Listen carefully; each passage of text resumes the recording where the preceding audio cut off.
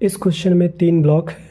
ये जो बड़ा वाला ब्लॉक है उस पर यह फोर्स लगा है और यही फोर्स पूछा हुआ है। पूछा है कितना फोर्स लगा है कि ये जो M2 ब्लॉक है वो 2 मीटर पर सेकंड स्क्वायर से के एक्सेलरेशन से ऊपर जाए। तो कुल मिला के ये फोर्स पूछा है।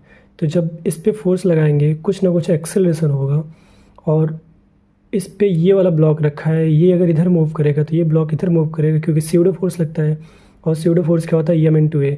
तो मान लिए जो ब्लॉक इधर मूव करेगा उसका जो एक्सेलरेशन है वो A है।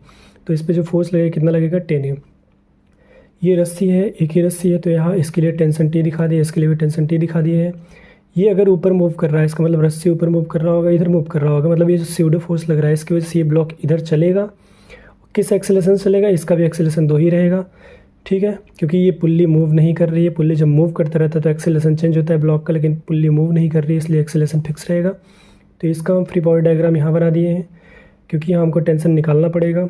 तो M2 के लिए टेंशन ऊपर और इसका वेट 20G नीचे और ये मूव कर रहा है 2 मीटर पर सेकंड स्क्वायर से ऊपर की तरफ।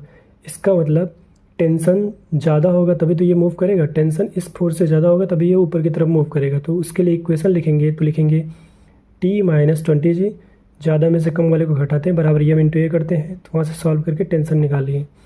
अब 10 kg ब्लॉक के लिए इस पे 2 फोर्स लग रहा है, इधर लग रहा है 10 A एक्सेलरेशन माने हैं अपने मन से कि ये फाइनली किस एक्सेलरेशन से मूव करेगा A से।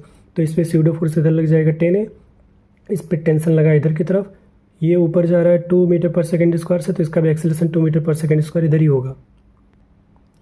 अब अगर ये इधर की तरफ मूव कर रहा है इसका मतलब ये वाला फोर्स इस वाले फोर्स से ज़्यादा होगा। तो नेट फोर्स लिखेंगे तो 10A - T बराबर M×A। M कितना है 10, A 2 दिया हुआ है। तो यहाँ से सॉल्व करके क्योंकि T की वैल्यू हम निकाल चुके हैं यहाँ पुट करेंगे और सॉल्व करके A निकाल लेंगे, 26 आएगा।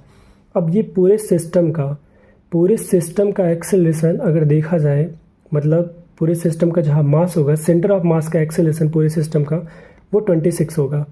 तो हमको ये फोर्स निकालना है। पूरे सिस्टम का जो मास है वो 100, 10 और 20 जोड़ देंगे 130 आएगा। तो फोर्स इक्वल टू M×A कर लेंगे। F इक्वल टू M है, टोटल मास है 130, एक्सेलरेशन आया 26, मल्टीप्लाई कर लेंगे तो इतना आ जाएगा। और इसमें देखने वाली बात ये है कि सारे ब्लॉक का एक्सेलरेशन सेम नहीं रहेगा, मतलब हर ब्लॉक का एक्सेलरेशन अलग रहेगा, लेकिन टोटल ओवरऑल सिस्टम का जो एक्सेलरेशन आएगा, मतलब टोटल मास मान लिया जाए 130, तो सेंटर ऑफ मास जहाँ पे होता है ACM जब निकालेंगे एक्सेलरेशन सेंटर ऑफ मास का तो वो 26 ही आएगा। तो टोटल मास और नेट एक्सेलरेशन से मल्टीप्लाई कर देंगे तो आंसर आ जाएगा।